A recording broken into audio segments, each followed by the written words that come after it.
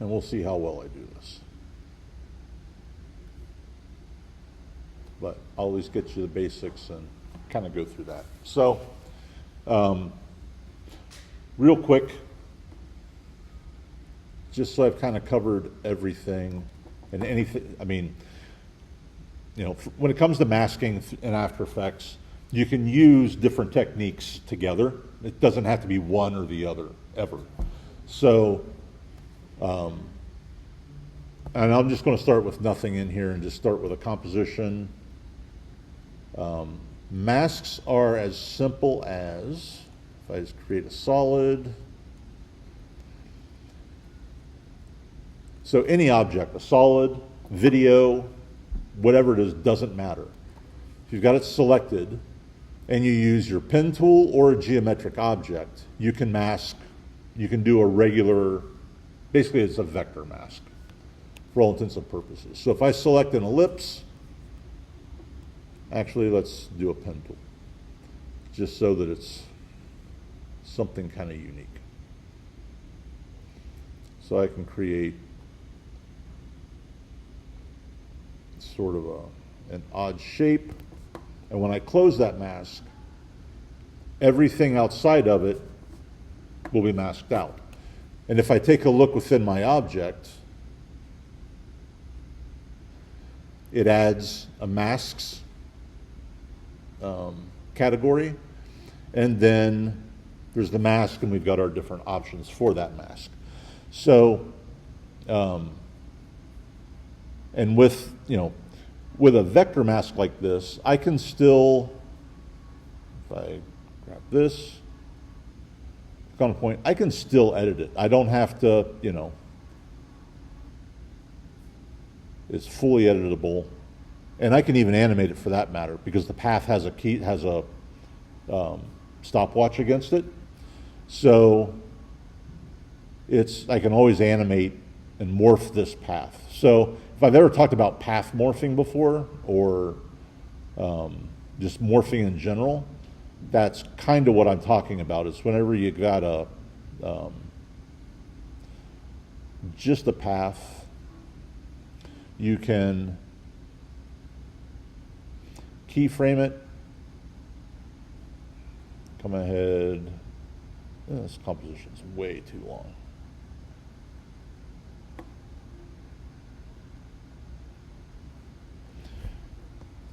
Let's trim this down and get something a little more reasonable to work with.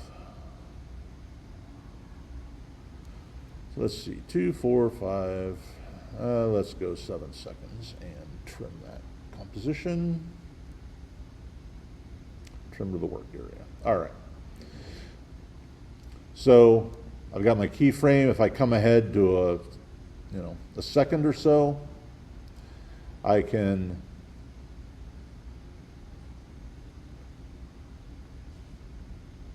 select points, move them around. Do this.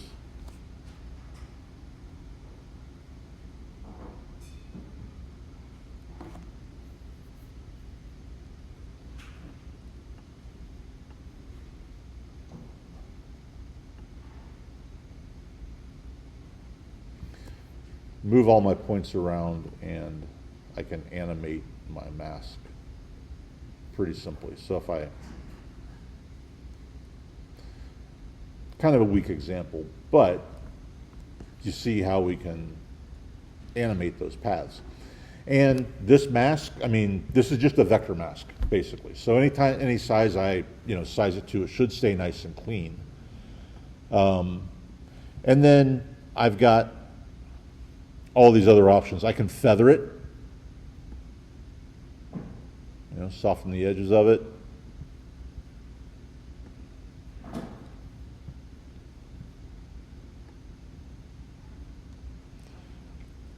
Soften that mask, adjust its opacity, which is just its overall density.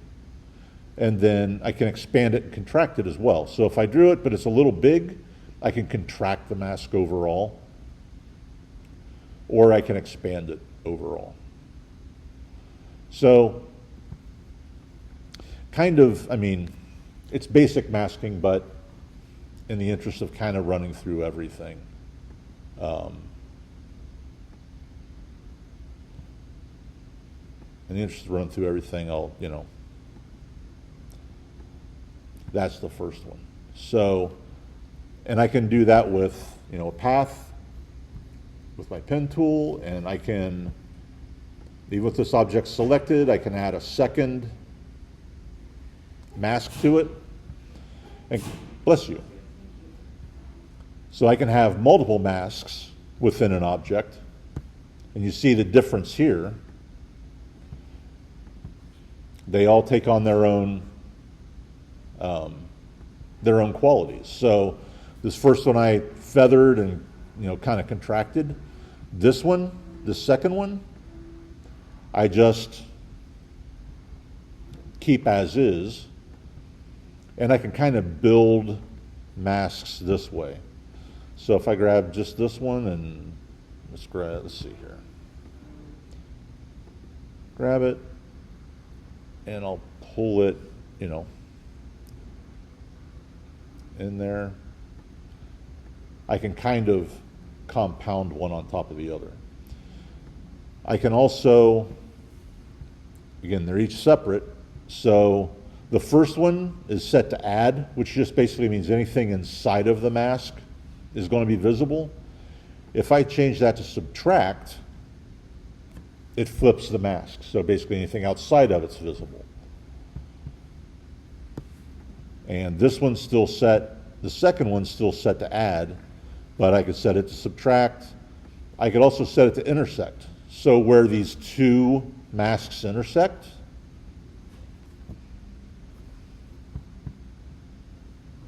that's the area that's masked. So it's kind of like, it sort of parallels a little bit to Illustrator when you use pathfinders. You can, play different paths against each other, basically. So, that's set to intersect, lighten, darken, take the difference. Will give us something that looks like that. But this is just a solid that I'm affecting with these masks. So I can always mask an object this way. That's not a problem. And actually, this is kind of the basis for a lot of different masking processes. But they're just points, and we can edit them and change them around and do whatever we want. So, but that's kind of the first method of masking. So, and some of these, I'm kind of just going over this because it's kind of basic, but you can build as many masks into a shape as you need to. If I wanted to get rid of these, I could do that. Still got my original shape.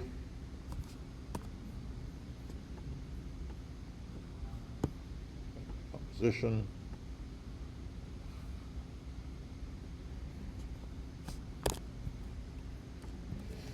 I could do the same thing with rectangles.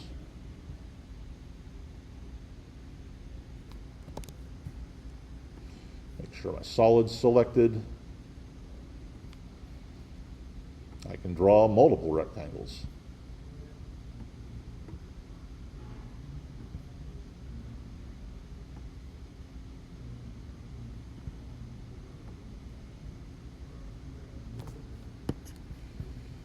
So I can have multiple masks inside of an object.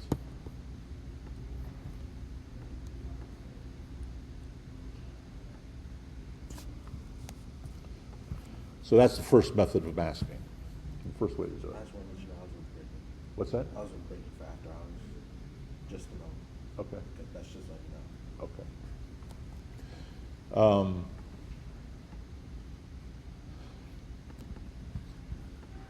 So we've got masks, those kinds of masks, and then create another composition.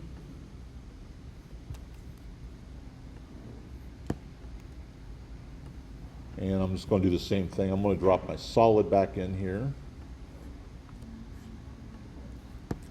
And I can use any other shape, black and white shape or just black object as a mask. So if I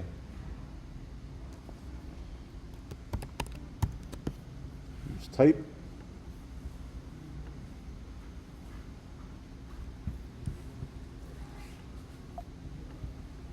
switch it to black. The second form of masking is to create track mats. And these are just black and white objects that'll, that I can use as a mask. So I can track mat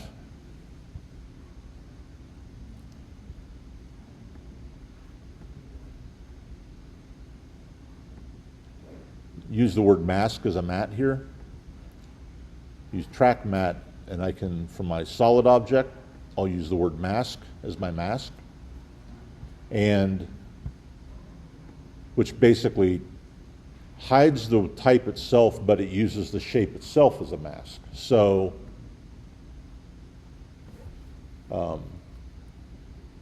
and I can animate the mask in this case relatively simply. So it's just a black and white object for all intents and purposes.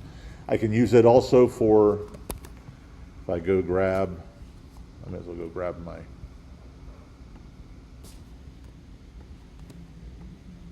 assets, import all of these.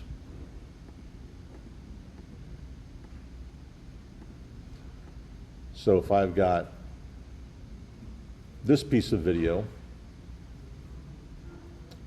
I can make that type mask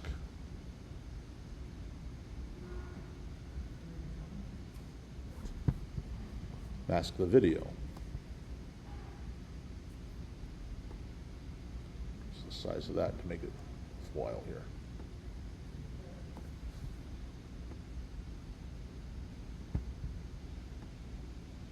So the video just plays inside of the mask.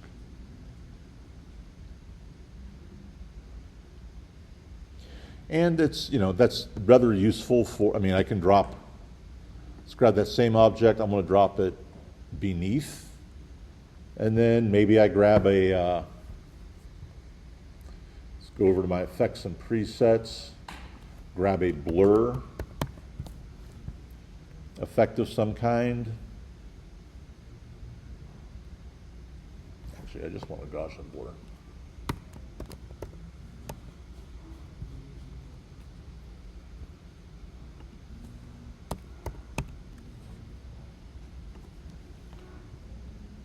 Drop a Gaussian blur on it.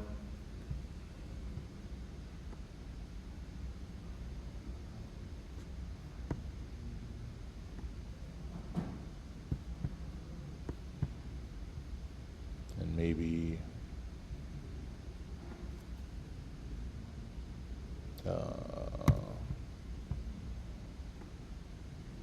darken it.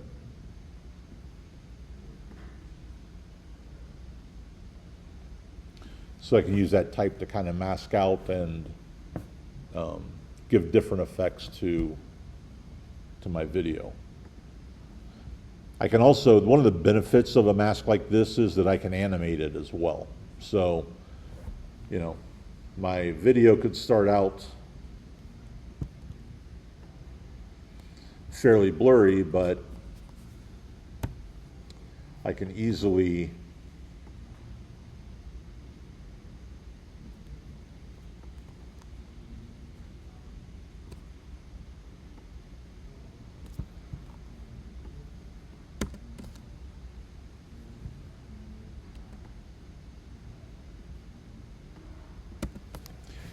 animate that mask. It's a little simpler to animate than a vector mask, but not quite as flexible as a vector mask can be. So, you know, different uses there. I mean, this is just a black and a white image, just like with Photoshop, again, just like Illustrator. Any black and white image can be used as a mask. So if I've got a video of a smoke that's basically a black and white image, I can use that video as an alpha mask in the same way for interesting effects. So anything that's black and white can be used as a mask the same way.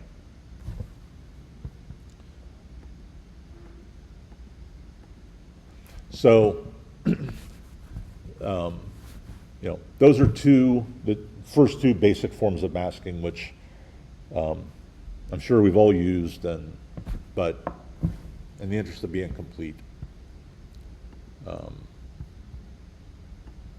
kind of covering those. So we've got those.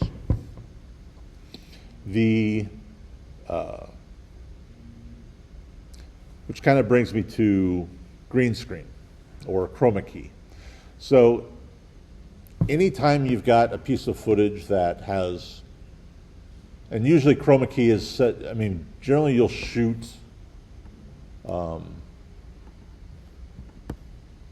material you want to chroma key. Actually, let me back up. This would be a good example. Let me do one other thing. I forgot. I have an alpha mask in here that I rendered out. And actually, it came from. Oh no, it did. All right. Let me make a new composition. So I've got this alpha mask that I created for something else, and it's basically just a silhouette.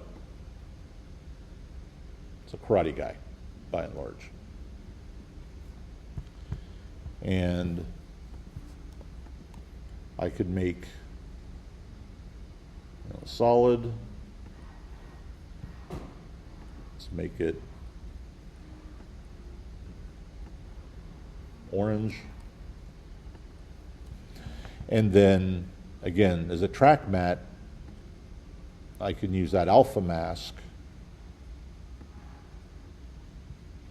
to mask out that object. And all that is a black and white image.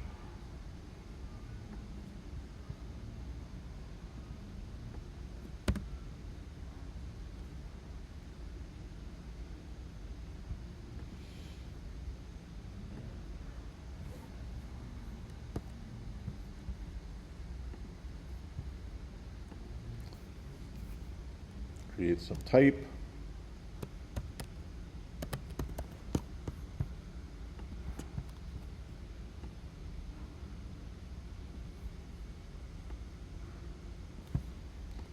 And maybe I actually grab the original image that this came from and drop it down here.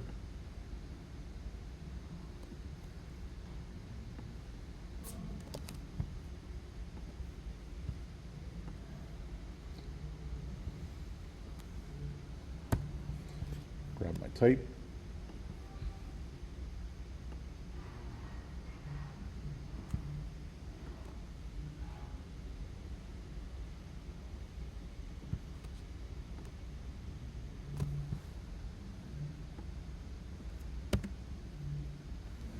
And use my masks to create new compositions. But it basically just allows me to, that black and white image is a luma mask, or is an alpha mask actually in this case. As a luma mask, I guess it's a luma matte.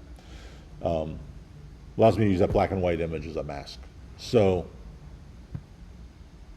in this case, it's basically turning the karate guy into an orange silhouette, but yet all the shadows in the room are still kind of playing with the look, or with the animation.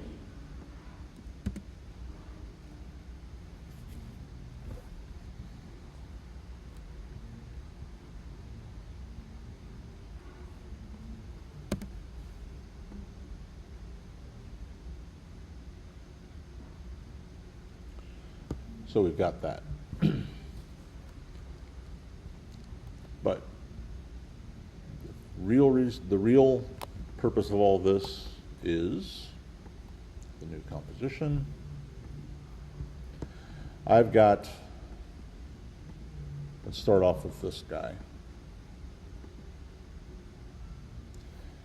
And I want to create a new composition from this because I feel like whenever we start working with Chroma key and rotoscope especially, working within their own compositions is easiest. So with this guy, I'm just going to right click on this. I'm going to create a new comp from the selection.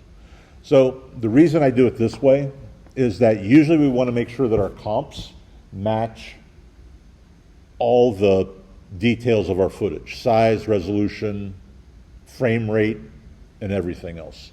Easiest way to make sure that happens is just to make a composition directly from the footage. It'll pick up the footage's parameters. So we've got this guy. And I picked him to start with because he's relatively easy, because this is a really nice green matte. I think he's actually been masked out before, but I grabbed it from Pixabay, so. But I got this guy. And the idea is that anything that's green, we're going to mask out. That's our mask, that's our color that we're going to key out so that we have a transparent background and we can put him into anything else we really want to.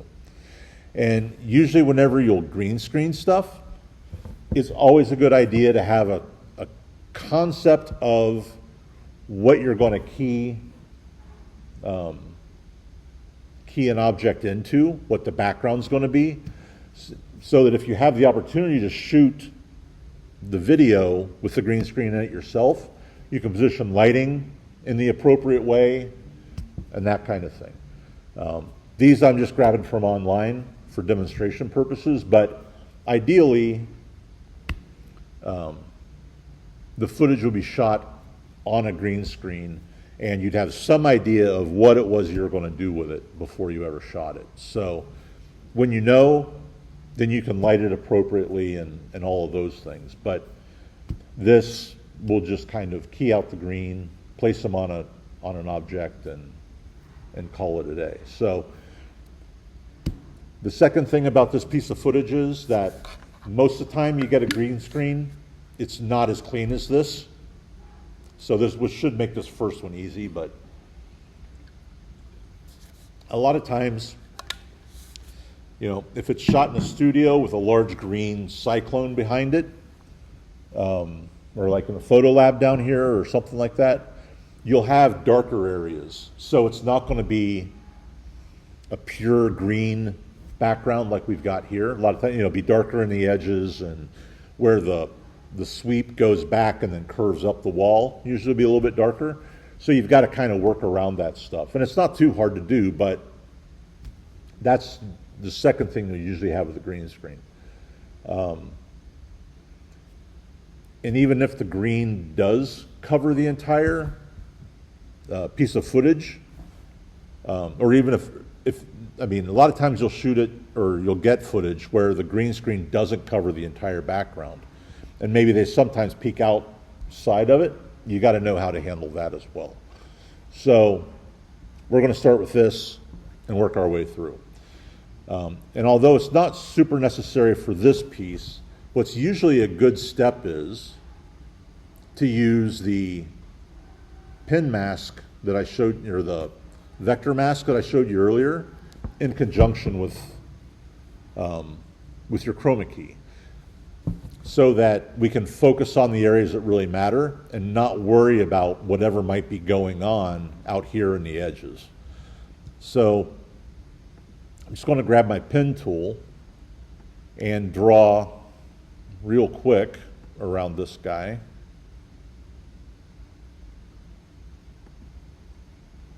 A mask like I did just a little bit ago. And this I want to make a little larger.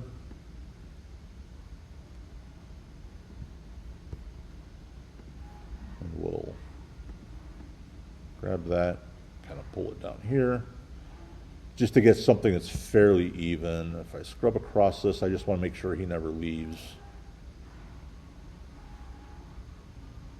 All right, so he stays inside of that pretty well. So I masked out all the area that I don't want to have to contend with. And after that, the first thing I'm going to do is go to my effects panel, effects and presets, and type key light. So the plugin that's used for keying out green screens or blue screens, background can be blue as well, is called key light. So if I type key light, I've got a couple of options. I'm just going to use the basic key light, but there's one that's a preset that's put together that has actually advanced spill suppressor and another effect added to it that you can use as well. It's not a bad option, but I just kind of want to go through the different parts of it, so I'm just going to use key light to start with. And I'll just grab that, and I'm just going to drag it on top of my footage, and here's what it looks like.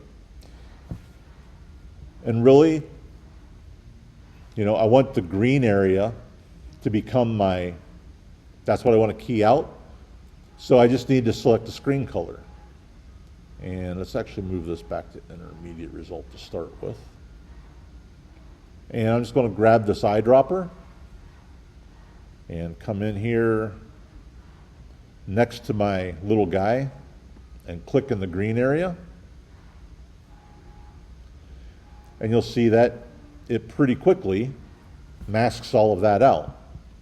If I turn off my black background, you'll see that it's all transparent now.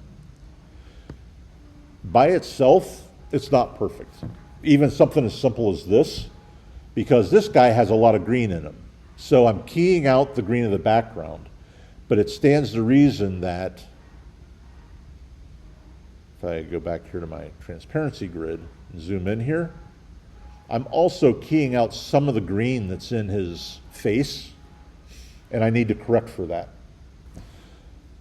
So not only that, actually, if I go in here and take a close look, I've got some green edges all around him, so I need to kind of defringe all of that, clean that up as well. So while this particular piece of footage is pretty much as simple as it gets, it still isn't as simple as just setting the eyedropper and taking off with it. So the first thing I want to do is address the green that it took out of his face.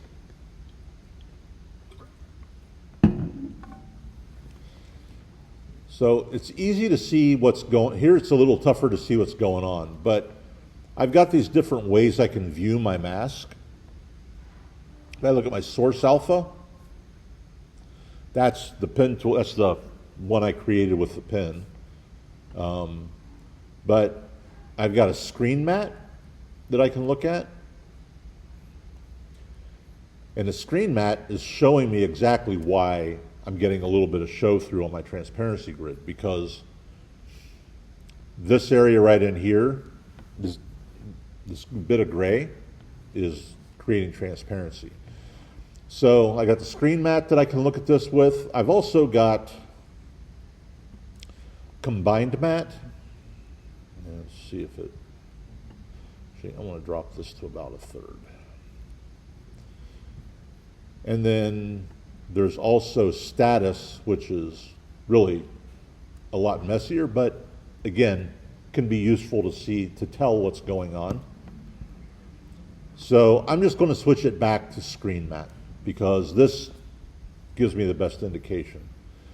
And then I'm going to come down here in my options, and there's a screen mat. This is the other reason I used it. There's a screen mat option here that I can work with. And if I open that up, there's a bunch of options. The only ones I want to really look at, clip black and clip white. So if I go here into my white area is where I've got this gray. So I'm going to come into clip white. And if I drop this percentage number, you see that gray starts to go away. And I really just want to go until the last little remnant of gray leaves that mask. so that I've got a much cleaner key. And if I switch this back now to intermediate result, you'll see that he's nice and solid. Black key, or the black clip, is for the black areas. So, you know, where I talked about earlier that a lot of times if it's actually shot, if it's a piece of footage that's actually shot on a green screen, you'll have darker edges or you'll have shadow areas. The clip black can help to clean that stuff up as well. So here I don't really have it. At least I don't see it. An easy way to tell is to actually drop a solid in here. Let's do that orange color again. And take a look down here at the bottom.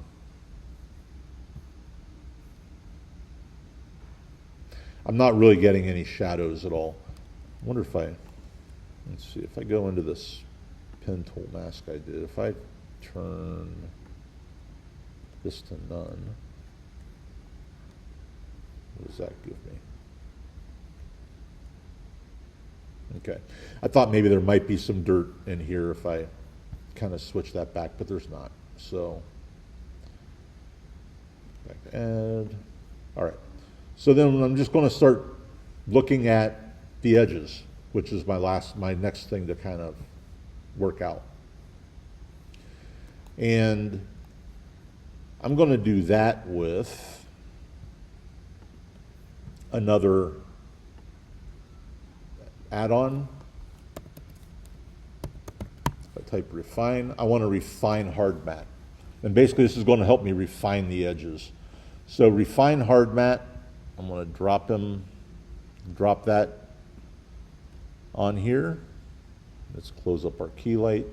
Let's clean this up. And here's our refine hard matte. So even right off the bat, it starts cleaning some of those pixels up. If I click on that effects, it turns it off. Kind of shows me what I've got.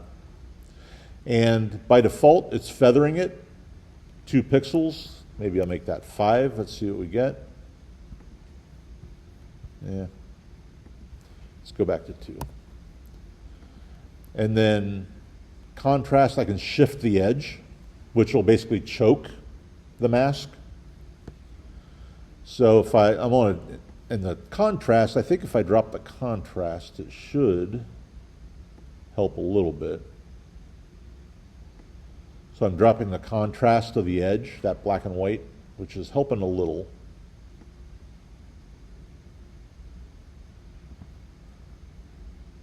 Then if I go to shift edge, let's open it up. If I go to the positive side, it actually kind of expands it a little bit, but if I go to the negative side, it should choke that down some. Yeah. Thank you.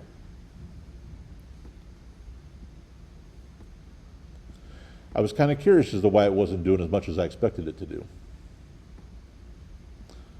All right, so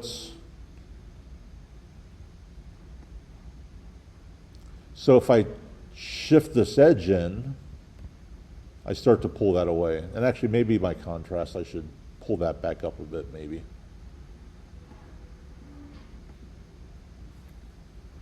Let's go to 60.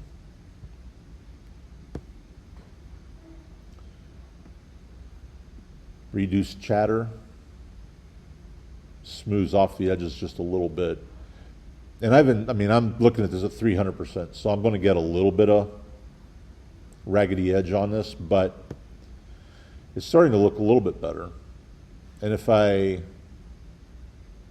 have motion blur turned on, that'll help it out a little bit too. So decontaminate edge color.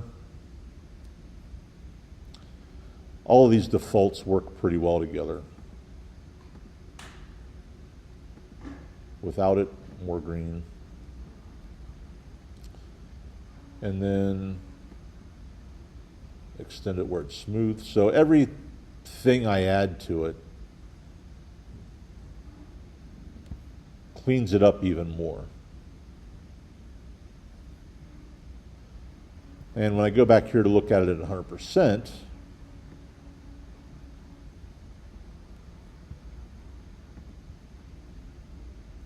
it looks fairly good.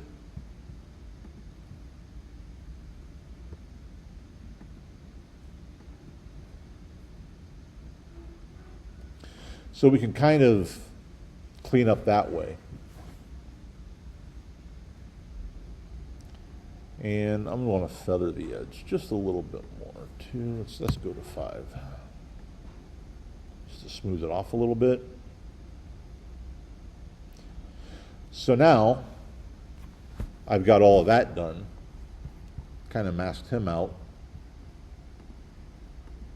And I'm going to project. I'll go back to my medium gray. I don't want that orange anymore. Actually, I don't want my solids in this at all. I'm going to turn these off.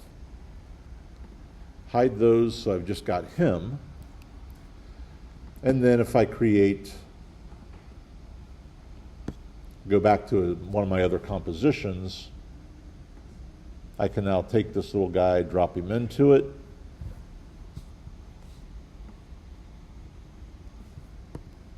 And he's all masked out. So I'll do that. Drop my background in. I'm going to create sort of a floor for him to sit on with another solid, new solid,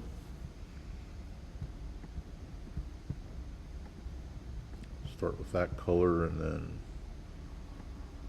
lighten it up some.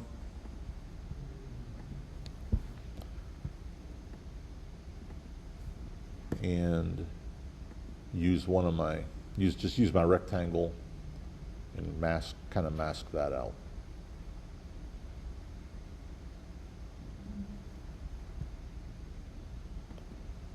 Mask that, feather it a little.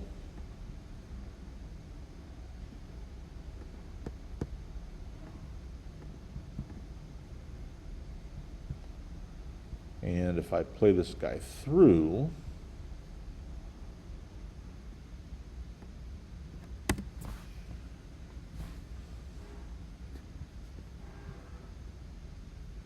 switch this to half resolution.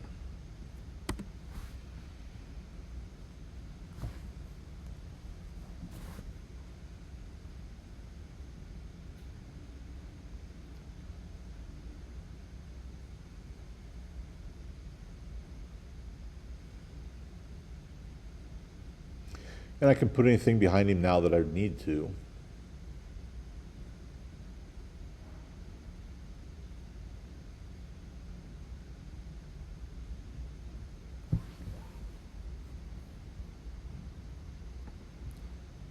And let's kind of zoom in on him here.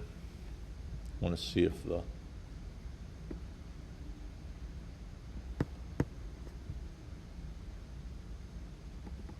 go back in and check the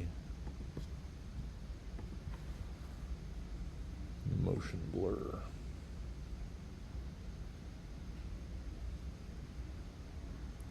Let's do higher quality. There. Yeah, so now as he moves, we've got a little better motion blur on him.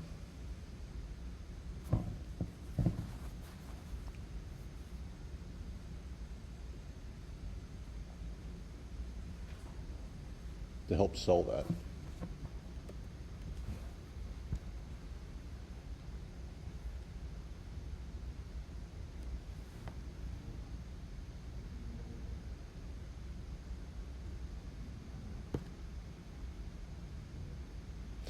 So that's a fairly simple example of how to chroma key with a green screen, but fairly effective. I've got, actually, if I would like one that, or, yeah, stuff's better from here.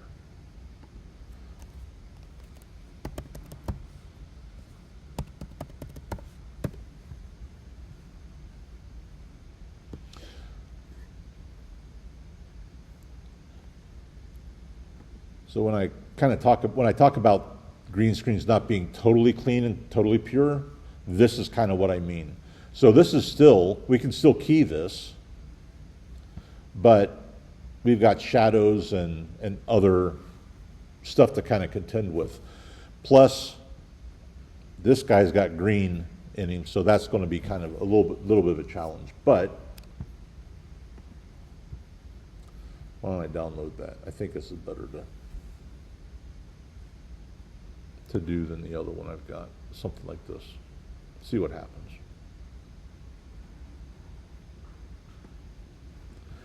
All right, and then I'm just gonna have this, drag this over.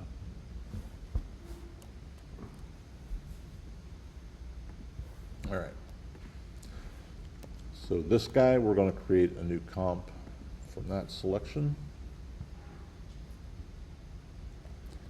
And do the same thing here. So again, useful to sort of mask them out previously, but this one may not. Let's see what this gives us. Maybe this one I won't. I would probably only use about this far anyway.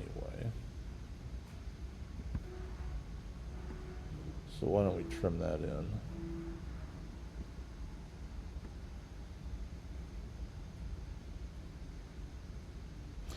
This camera moves an awful lot, so I'm not gonna,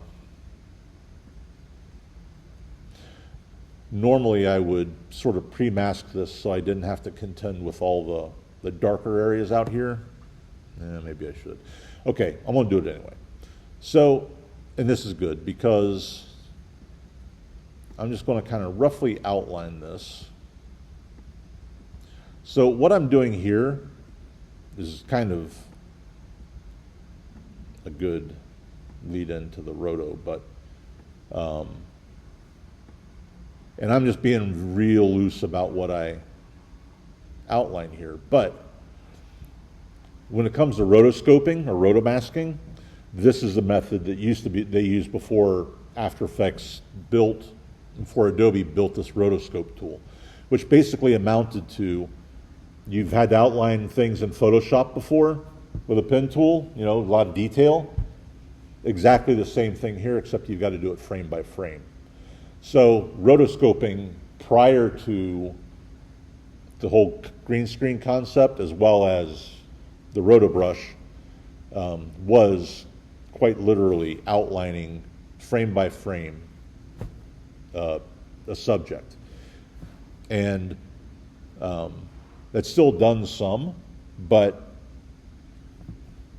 Rotobrush has made it a lot easier. So in this case, though, I want to animate that mask that I just drew, which is kind of why I showed you did the simple one in the first place. But let's do that, and then let's see, come out to about here, and we've got to move all of our points. And it does actually at this point kind of become tedious in a lot of cases, but kind of is what it is. You kind of put the work into it for the results you want out of it. So do that, and then a little further across, pull all of these out. At least I don't have to outline him edge by edge, which is nice. And then when we get close to the end, we'll just grab these points and kind of finish it off.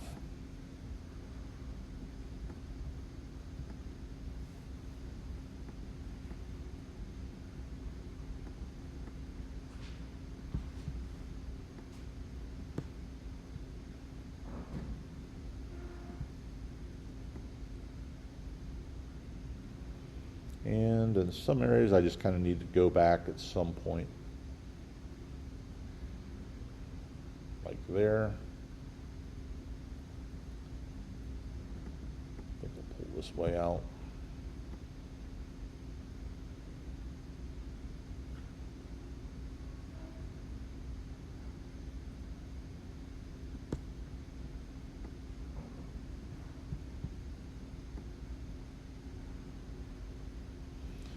So I kind of roughly outlined him there so that when I do my green screen, like I said, I don't want to mess with all the darks that are in those corners. So we've got that.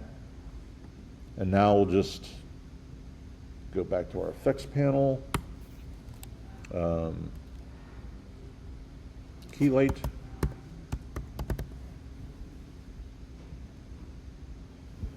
And we'll start with, actually this time we'll grab this one, which has 3 of them kind of built together. Do that.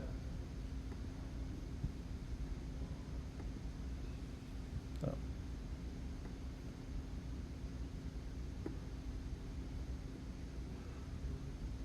All right. And we'll start this off just the way we did on the last one.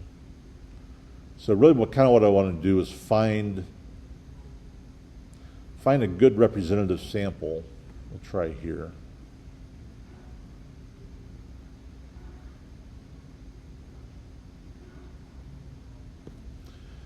And let's see if this will work.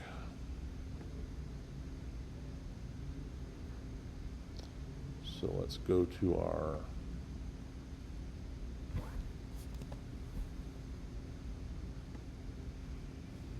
screen mat.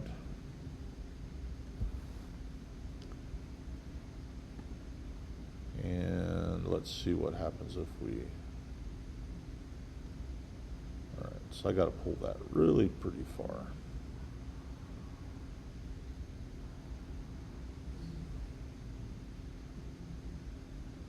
This would be a better object for rotoscoping, I'm thinking, than it is, primarily because of how much green is in his suit, his jumpsuit.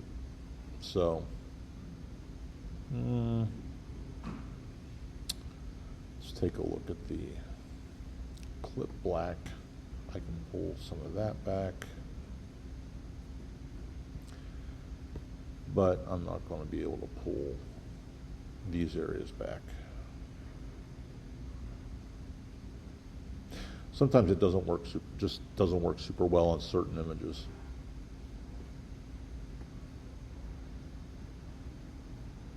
Yeah. So this object would actually probably be better for rotoscoping than it is for using green screen. Green objects on a green screen don't generally do well.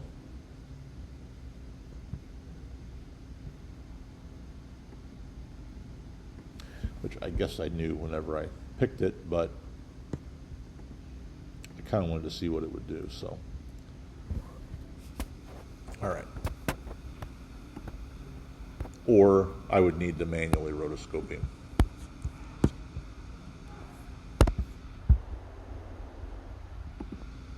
Pull that. So anyway, that one didn't work. That wasn't a good image to use. So, and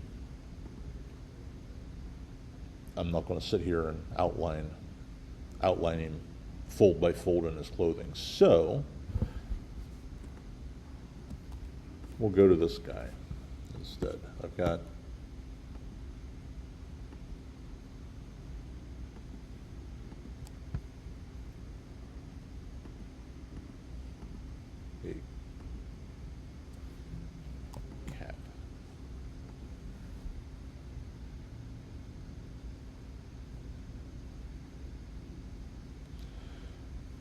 pretty even green screen, but a lot of fur, so.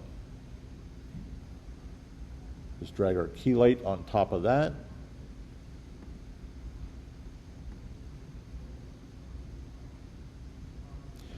And there's a lot of green still, though, in the fringes of his fur. But this is kind of where this advanced spill suppressor comes in. If I turn this one on, you see it pulled all that green out. And maybe a little too aggressively. That lights them back up a little bit. But I'll set that to ultra. Suppression amount. Adjust it just to where it needs to be.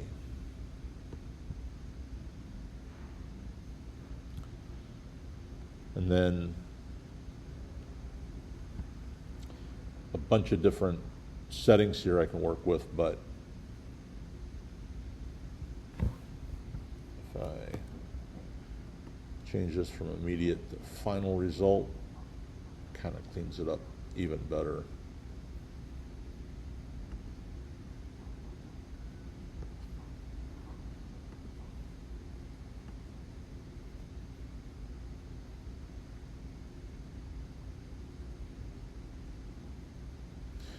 So I was able to kind of clean. I mean, that was a pretty quick and easy one, even with the fur. But that advanced spill suppressor does a nice job of cleaning up a lot of that extra green.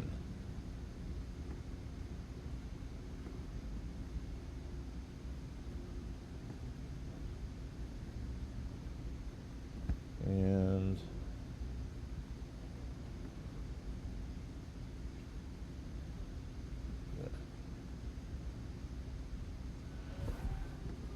we can set a new solid behind.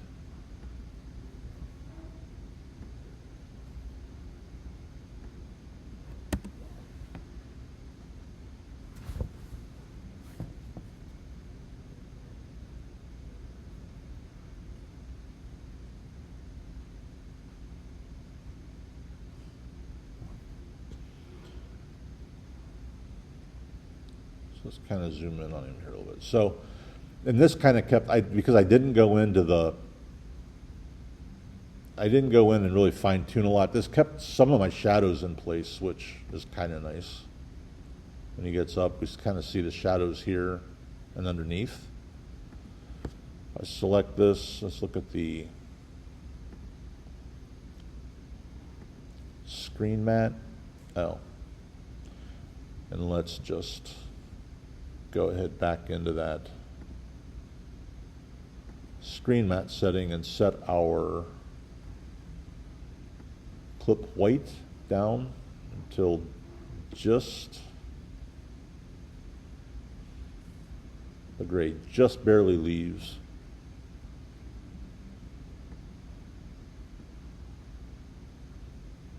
And then in the black areas of the black clip, so you see if I move the black clip, that'll kind of choke everything in a little bit. I don't want to go, I think I'm going to leave it alone because I like the shadow underneath here. So if I go back to my intermediate result, or even my final,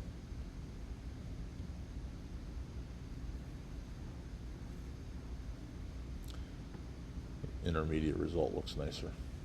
I can clean up the green with a color adjustment. It would probably be better for that. So, but sometimes if you go too far with the advanced with that spill suppressor to clean out green, it'll give you other effects that you don't really like. So I don't think that's bad, and I can actually pre-compose it.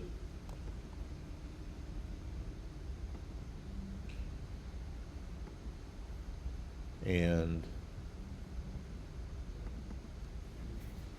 maybe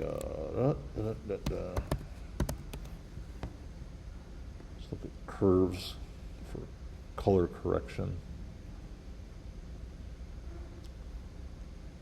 So it's kind of yellow. And if you ever need to try to figure out with color curves, with adjustments, which, like, I don't want to adjust all of them overall because it's not really going to do what I want. But like, I think he's a little too yellow, or maybe even a little too, I would say he's a little too yellow. If I consider the, four color process, cyan, magenta, yellow, and black, CMY, CMY lines up with RGB. So if it's too yellow, CMY, the third one in the order, if I look at RGB, blue is what I actually want to adjust. So if I go take a look at my blue channel and drag it up just a little bit, I can pull that yellow out, or some of it anyway. I don't want all of it, but to kind of clean him up a little.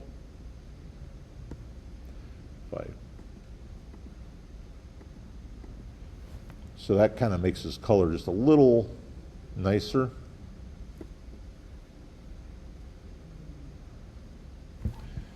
And I can do whatever I need to then with the rest of my composition. So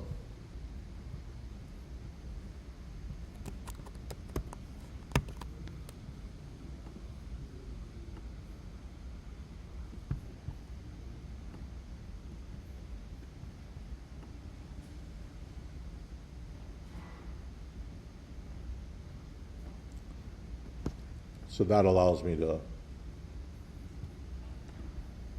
with my green screen, key color out of it. And it doesn't have, I mean, you can really, it works best with greens and blues, blue screens. But if you notice, if we take a look at this again real quick,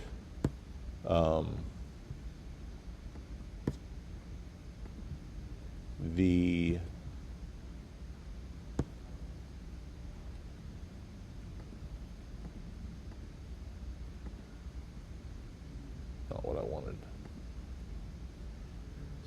Back to where was he?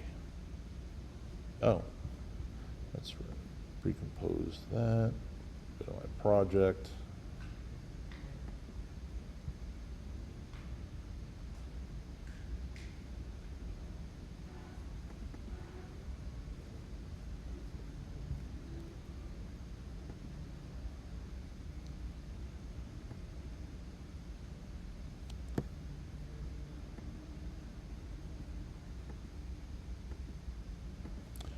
I got myself lost in my compositions because I didn't name things like I should have done. Comp 1. Oh, I know what I did. When I pre-composed it, I kept my effects out of it. Anyway, it's an eyedropper. So if I've got a dark object on a predominantly white background, I mean, I could give that a try, but I'll probably have a lot of additional kind of cleanup to do with it. So you can use pretty much any color, but green and blue are kind of the two traditional ones that work best.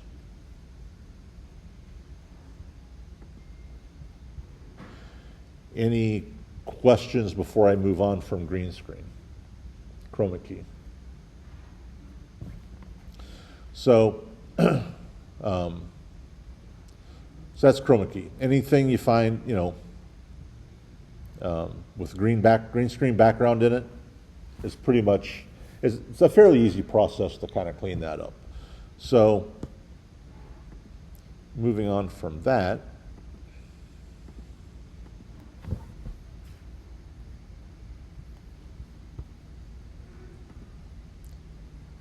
back to our project.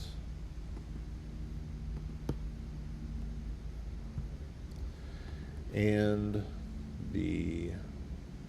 what do I have next? I don't want him. I'm going to use this guy, I think.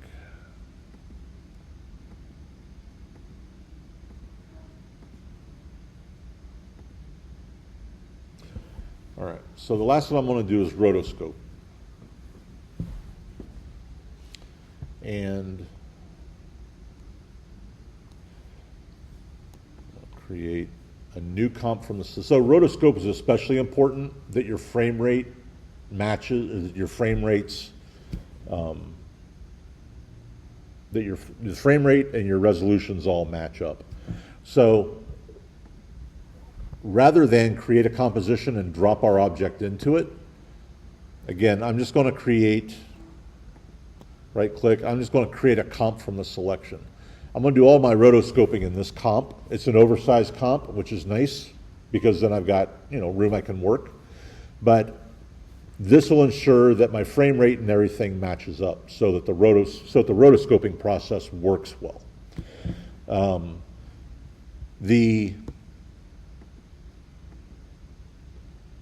This, if I open this guy up, that I used earlier, this is actually the, oh man. Oh yeah, it is that. I forgot I didn't do the whole thing. Let's close that guy, let's close him up. Him.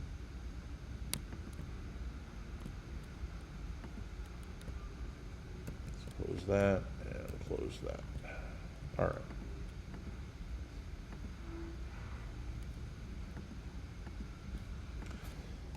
And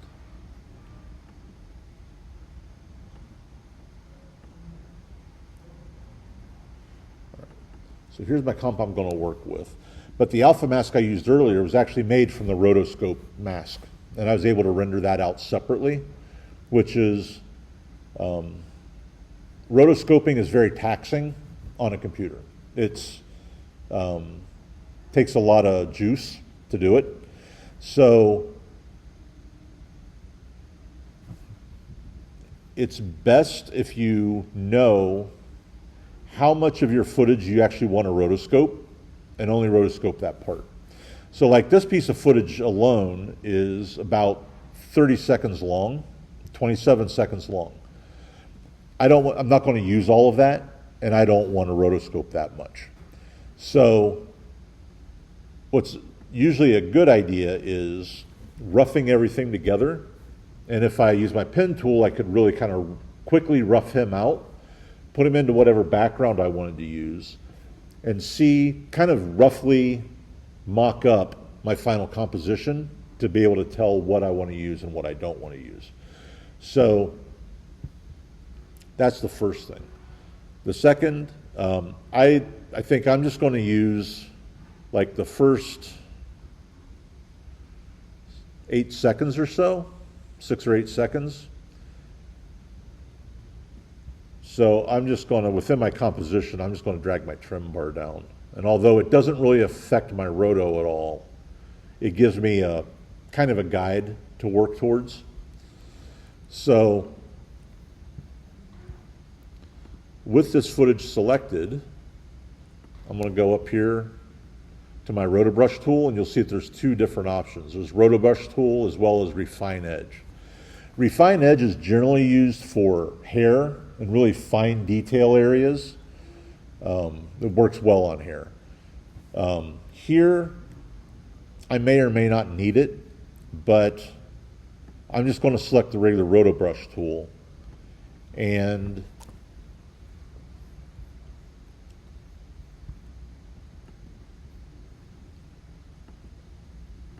what I'm looking at right now is my composition window. But what I actually want to do is double click on my footage, so I'm looking at the footage layer. And with my Rotobrush tool, I can work on it here. The Rotobrush tool does not work directly in my composition. It works on the footage layer. So if I double clicked on that footage, which opened it up in a window, I now have my my Rotobrush that I can start working with. So the first thing is the Rotobrush, the brush itself, I can change the size on. If I hold down my Command key on my keyboard, click and drag forward or back, I can change the size of the brush. And I'm going to start out with it about like this. And let's pull our playhead all the way back over to start. And I'm just going to paint, roughly paint, over top of the area that I want to roto. So if I click here and paint, I'm just going to sort of draw a line down through him down to here. I want to stay entirely inside of him. And I'm getting a warning. So, and I'm glad. So you see, whenever I do that, that pink line is the outline that it's trying to create, that the Rotobrush tool is trying to identify. So the first thing is I've got an error down here. And that's because my original composition, oops, not that one, is set to a 3rd resolution. This is one of those cases where the resolution you've got your screen set at will affect the quality of the effect. So I need to set that back to full so that now when I go back in here, my warning is gone, and I should get, now I'm getting a little nicer edge. But if I zoom in on it, it's not really perfect. And my Rotobrush tool works like any other paintbrush, really. If I just sort of click here and overlap some of these areas, I can kind of start to fill them in. And I'm just going to actually scale my brush down a little bit. And paint a few of these areas.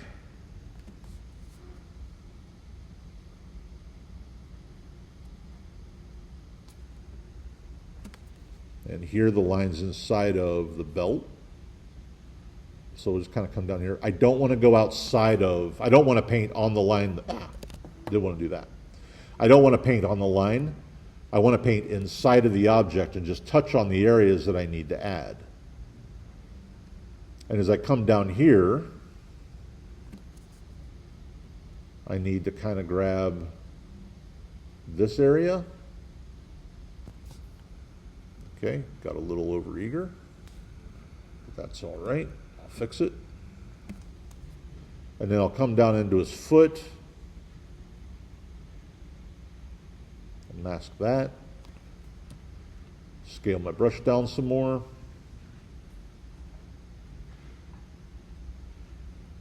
And scale and grab a little more there. So now I've got this area, I got a little bit overeager. If I hold down my Option key, my brush turns red. And I can just kind of paint over that area that I want to get rid of.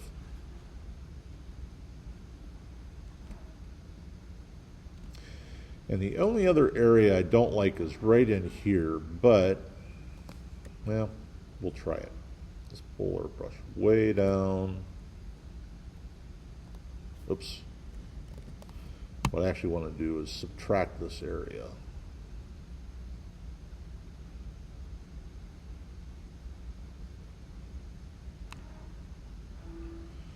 Zoom out.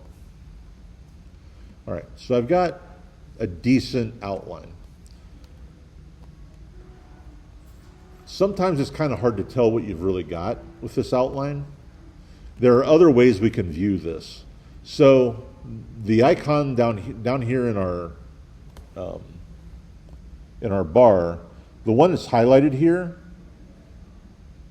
this is that outline.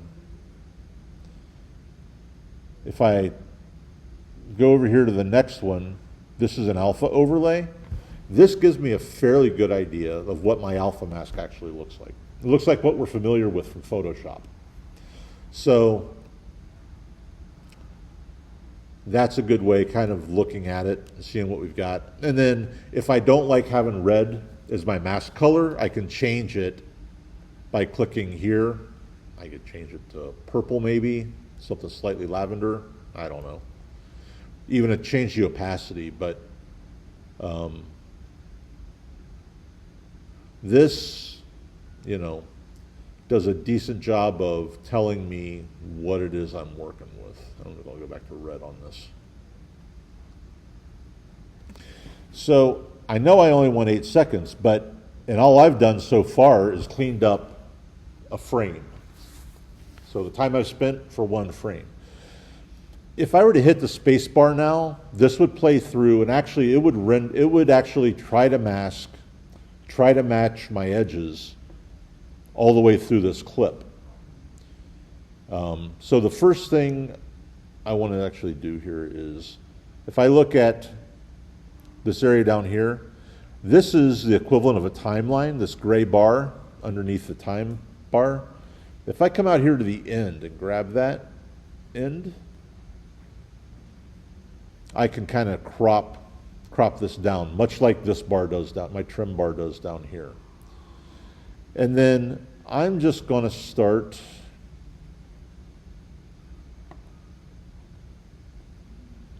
before I start trying to do the rest of it. Notice also that Rotobrush is really an effect, and in our effect controls panel, we've got our Rotobrush and Refine Edge effect, and we've got different things we can try and do with that here as well. And we've got, the ability to feather the edge, adjust the contrast, shift it in or out, the same kinds of things we had with our Chroma key settings. But we're going to leave them alone for right now and just kind of focus on building out our mat. So I really don't care that I've got all of this stuff, so I'm going to hide that.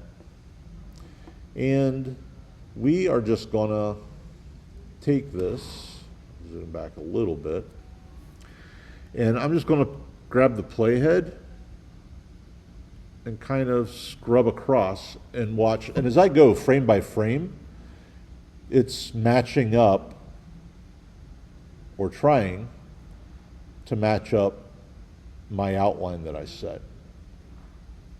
So if I just kind of drag this along, and the reason I'm doing it this way is when I see it get out of sync, I'm going to stop and I'm going to fix it, and then I'm going to go on. So the first place will be here. See that gray area that's up there where the arm and the head overlap? I need to be able to fix that. So let's go grab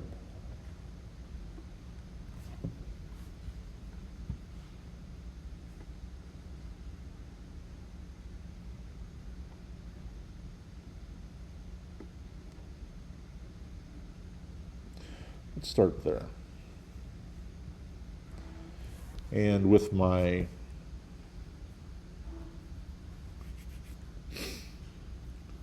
Rotobrush tool here still selected, hold down my command key, let's enlarge our brush a little bit so we can actually see it.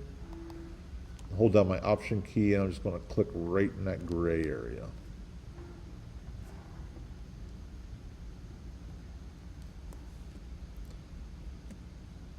And you see it kind of went too far, so oops, wrong one. I want the green one.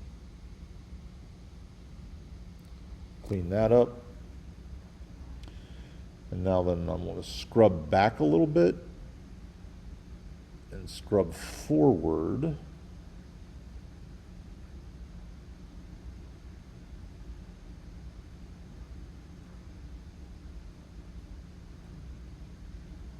Wait, where was I?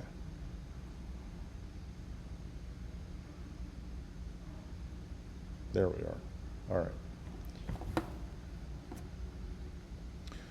I'm just going to use my trackpad. This frame I need to hit.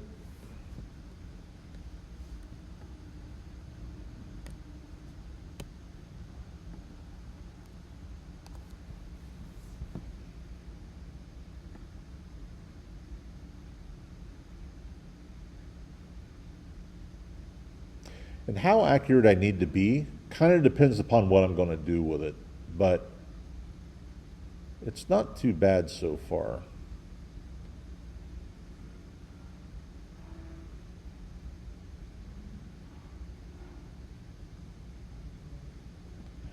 So I could go in here and kind of clean this up. Oops. Kind of tighten up those edges a little.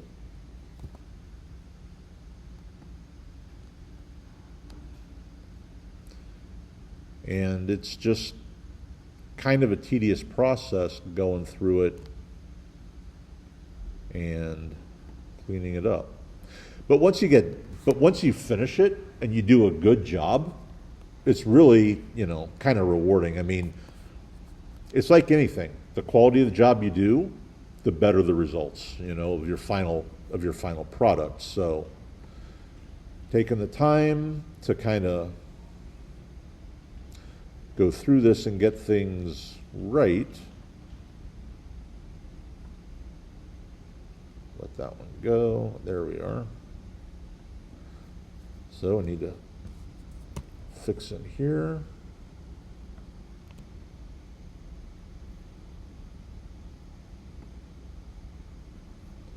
Back a frame.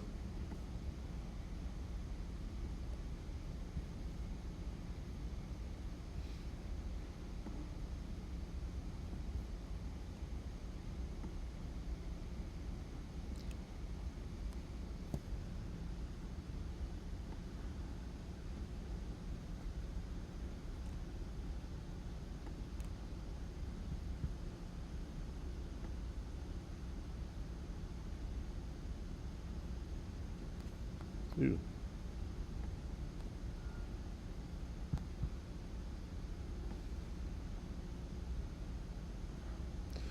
But you get the idea. I'm actually gonna let it do its own thing here in a minute, but we can, this area, clean that up.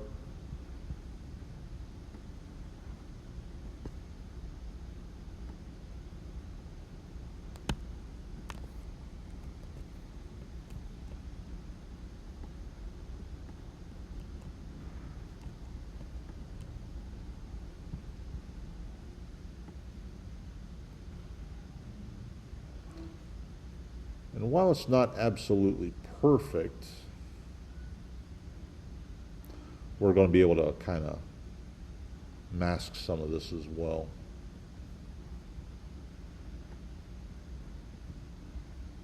There.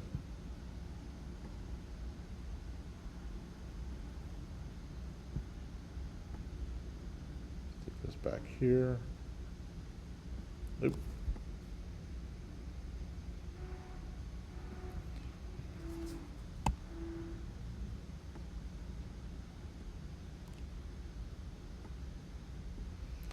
Sometimes it's a little eager and you just got to kind of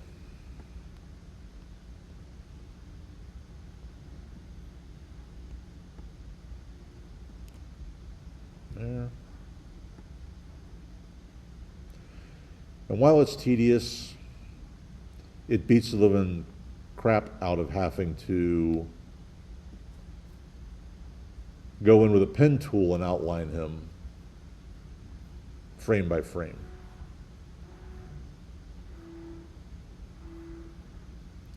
So when we've kind of got it all masked, I think I'm pretty good. Usually that upper area, the head area, is the tougher area to work with. Although we do kind of lose our belt in here. So let's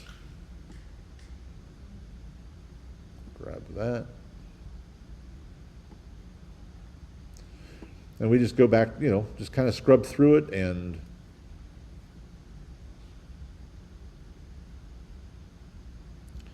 I'm not sure about that area right there. Let's see. Yes, it is. So let's, I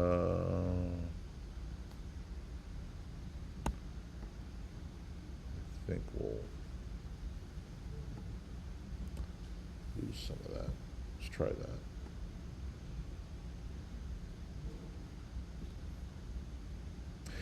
And now, so let's, I could probably stand to do some more with that, but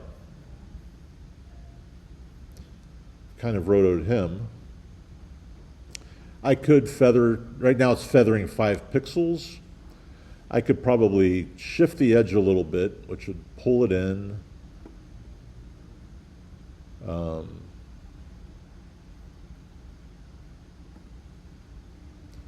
And do a little bit of refinement work to it. But after I've gone through and done all of that, here's what I have. And I'm really not done yet though. What I need to do now is, once I've got my 8 seconds that I wanted, what I need to do now is to freeze all of those frames.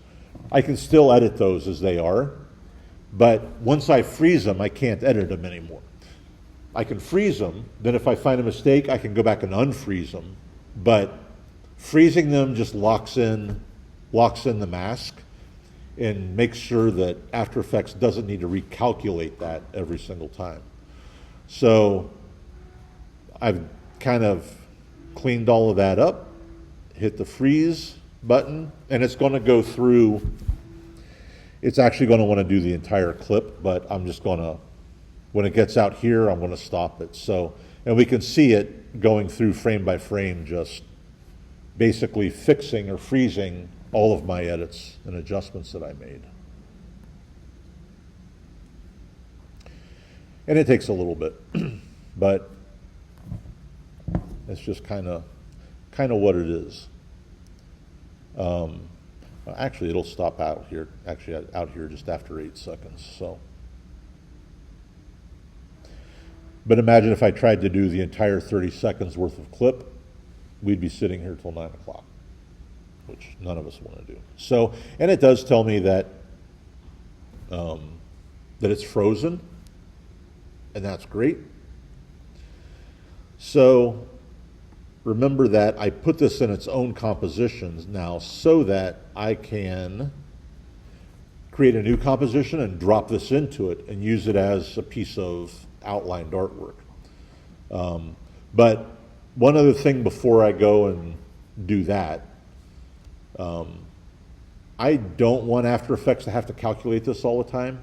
And I'm pretty confident that the mask that I've got is going to work well for what I want to do. I can actually render this mask out as a black and white alpha mask and then drop it back in. So before I leave this, I'm going to go up to my composition menu and we'll go down to pre-render. And what it's going to do is drop into my render queue this composition. I'm going to open QuickTime Move, where it says QuickTime Move. This is like one of the few times we ever edit our format. So I'm going to save it at, usually this says H264, H264. But I want to make sure it's set to QuickTime. And then come down here to video output. And I can do RGB, RGB plus the alpha, or just the alpha. And I'm going to select just the alpha and say OK. And I want to make sure that I want to actually save it so I know where it's at, although I don't technically need to. But this will be my Karate Alpha mask. Save it there. And then I'll just render that real quick. The nice thing about a pre-render is it's just like a pre-compose. Creates a new composition and drops it over here in my project menu.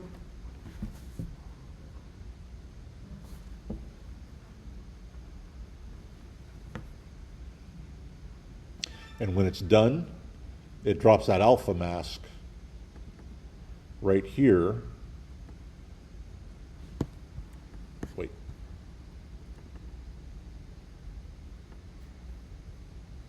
Did I set something wrong? What did I do? No. Ah, there we are. That is right. So if I double click on this and open it, it's just my black and white alpha mask.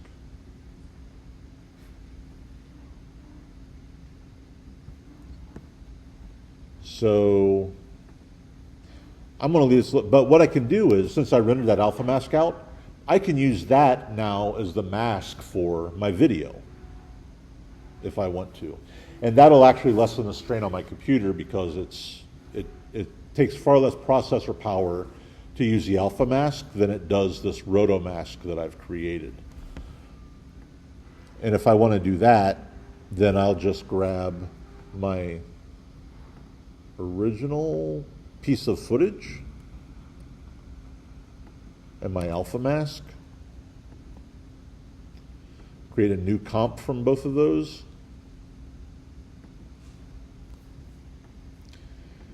and then as a track mat, I'll use my Karate alpha mask,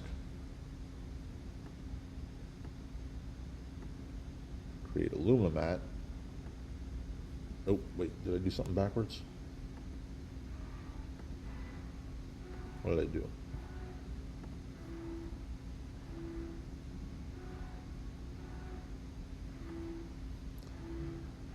Use that as the alpha.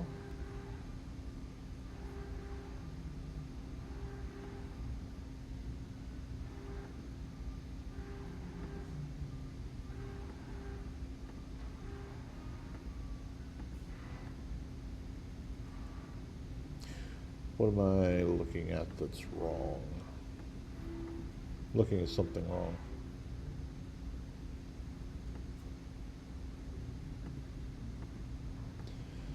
Should use my alpha mask.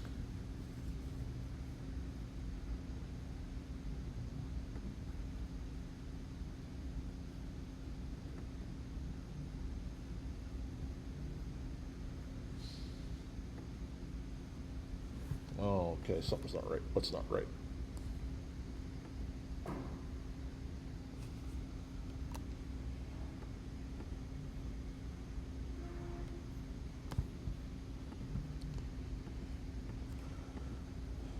Delete that.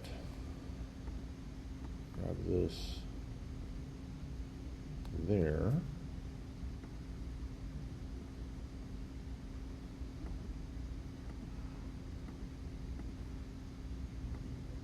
I don't know why that's not working. It should work as an alpha mask, just like anything else.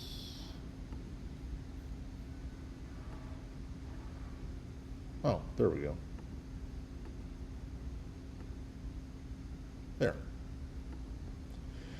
I don't know. It was a little funky. So anyway, now we've got, and that's a far faster render. And it also allowed me to drop my screen resolution now so that I can work a little quicker on my renderer.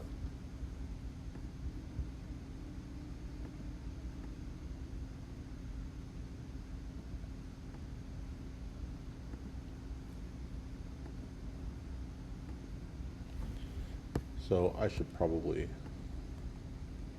name a few of these in a way that makes sense. This is why I always harp on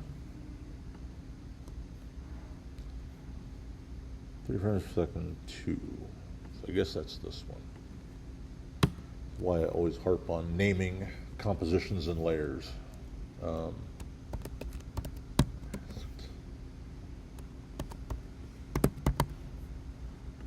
right.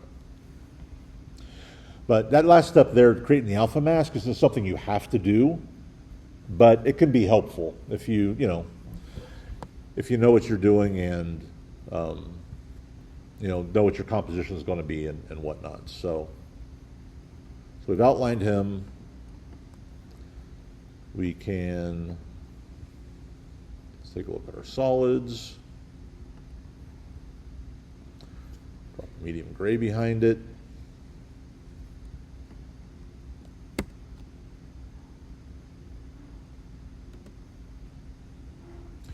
I can grab other footage like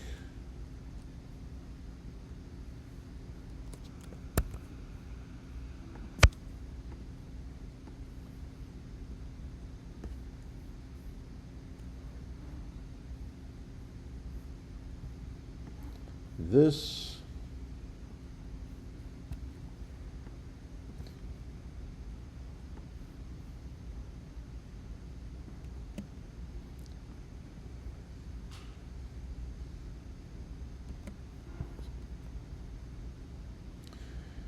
And maybe I,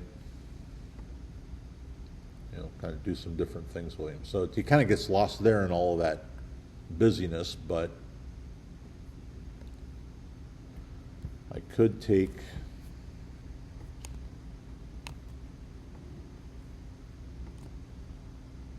scale that down a little, and then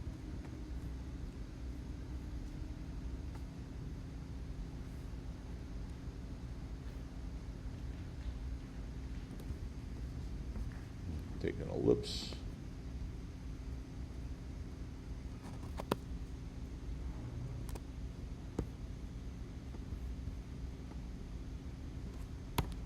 Not what I wanted to do. Grab that footage and draw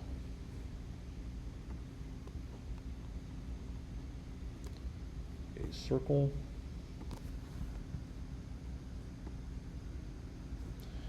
And we're back to kind of our other forms of masking here. Just open up that mask, do a subtract, so it gives us the opposite. Let's feather the edge of it significantly.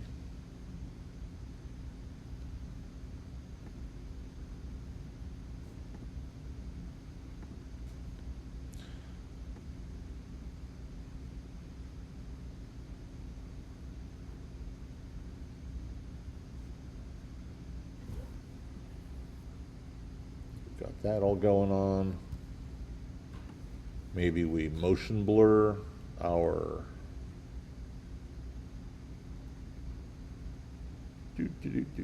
motion blur our mask.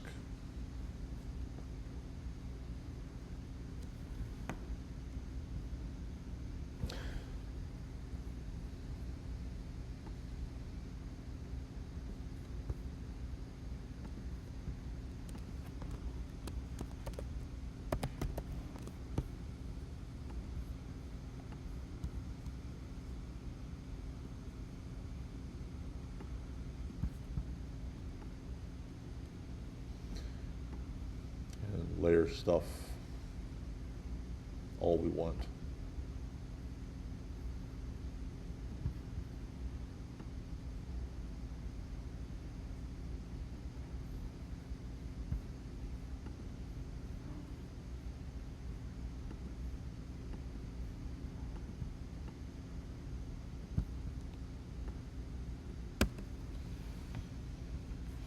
But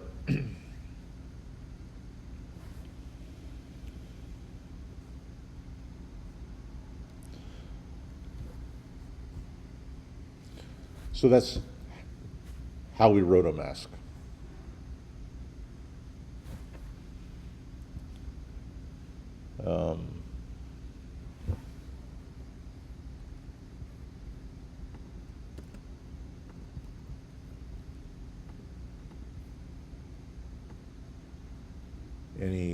Any questions about anything I did there?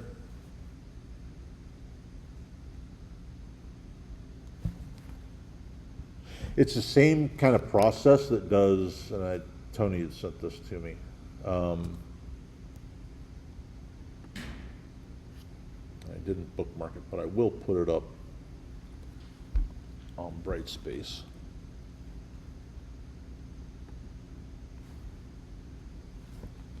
The same processes that I just used there.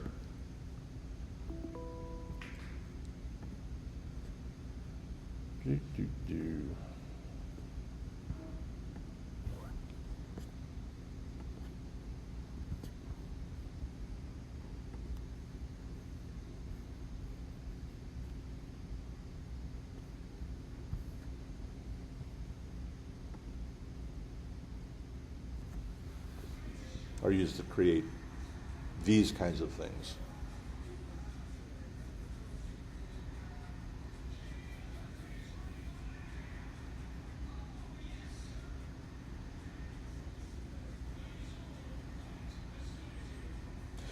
My examples are far less dynamic, admittedly, but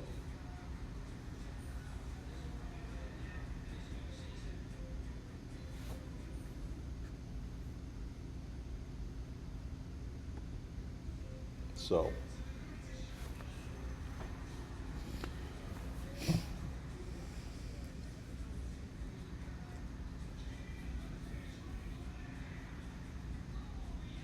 But there are a lot of tutorials online that go through a lot of the details. I mean, there's kind of a lot to both of them, but what I showed you are the basics to kind of get you through it.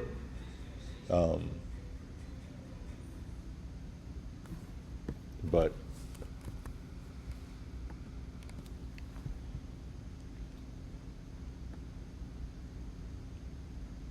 that's what we got.